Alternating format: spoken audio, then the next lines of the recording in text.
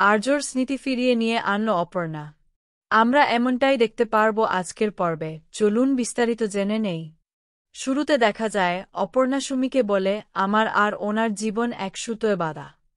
সেখান থেকে আমাদের কেউ আলাদা করতে পারবে না। কারোর কথায় আমাদের সম্পর্ক আলাদা হবে না। কোনো শক্তি আমাদের আলাদা করতে পারবে না।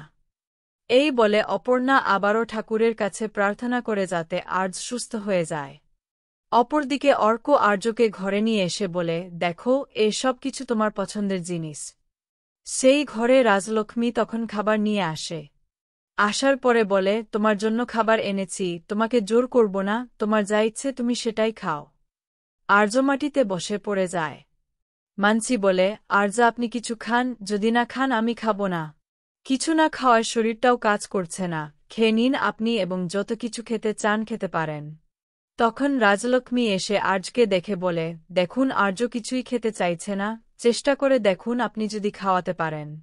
ঠিক তখনই কিঙ্কর এসে বলে, আমি তোমার বন্ধু কিঙ্কর। তুমি আমাকে চিনতে পারছ কি?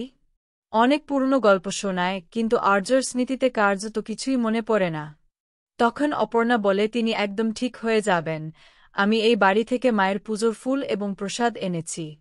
মাঝে মাঝে আশ্চর্য লাগে আমার। কিছুই মনে করতে পারি না, আপনার কি মনে হয় কতদিন লাগবে? এরপর কিঙ্কর চলে যায়। কিঙ্কর চলে যাওয়ার পর রাজলক্ষ্মী অনেক কান্নাকাটি করে। আর্যর কি হলো, হঠাৎ করে মানুষ কিভাবে সবকিছু ভুলে যেতে পারে আমি তো বুঝতেই পারছি না। অর্ক এসে কাঁদতে কাঁদতে রাজলক্ষ্মীকে বলে, মা আপনি যদি ভেঙে পড়েন তাহলে আমার কি হবে? আমি জেদ এবং কষ্ট সহ্য করতে পারছি না, প্লিজ নিজেকে সামলান। মানসি তখন এসে বসে এবং বলে, যা অবস্থা এখনই ডাক্তার দেখানো উচিত। সেখানে অপর্ণা সব দায়িত্ব নিয়ে বসে আছে। ডাক্তার দেখানো আমাদের উচিত, ওর উপর ভরসা করা ঠিক হবে না। কারণ আমরা জানি না ওর কি হয়েছে, কেন এভাবে করছে। অপর্ণা উত্তর বের করতে পারবে?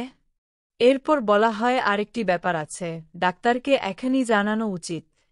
আর্য সিংহা রায় সবকিছু ভুলে গেছে, এমনকি পরিচয়ও নিজের মনে খবরটা বাইরে ছড়িয়ে পড়ুক, এটা আমি চাই না।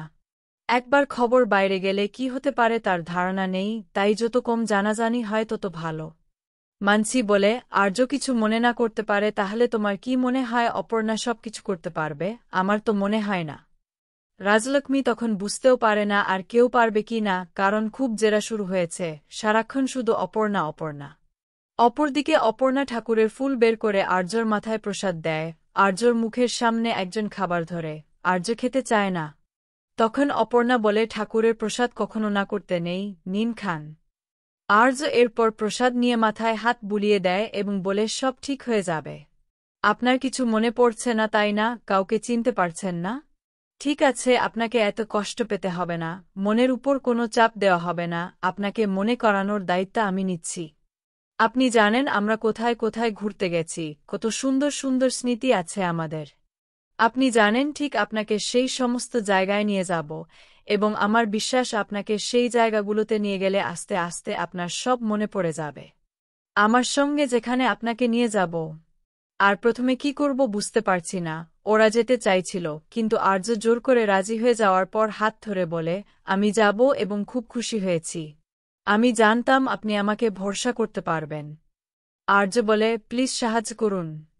এরপর আর্যকে নিচে নিয়ে আসে। অর্ক দেখিয়ে বলে, ওই তো মা, আমি জানতাম অপর্ণা দাদাকে রেডি করে আনতে পারবে, তোমার কথাই সত্যি হয়েছে। রাজলক্ষ্মী তখন মনে মনে বলে, আর্য একেবারে তৈরি হয়ে নেমেছে, তাহলে কি কিছু মনে পড়ছে, কিন্তু সে বুঝতে পারে না। এরপর অর্ক প্ল্যান করে। মানসি চলে আসে এবং বলে, এর মানে তোমরা কিছু প্ল্যান করছো, সেটা আমরা জানি না। অর্ক বলে, তুমি চুপ করো। মা, যেখানে আমাকে বিশ্বাস করছে সেখানে তুমি এত কথা বলছো কেন? তখন মানসি বলে, না, আমি আর্যকে নিয়ে কোনো রিস্ক নিতে চাই না। আর্য হঠাৎ কিছু মনে পড়ে তার মধ্যে যদি কিছু হয়ে যায়, এখন আমাদের উচিত আর্যকে হাসপাতালে নিয়ে যাওয়া। এই সময়ে আবেগ থেকে সিদ্ধান্ত নিলে ঠিক হবে না, যুক্তি দিয়ে ভাবা উচিত।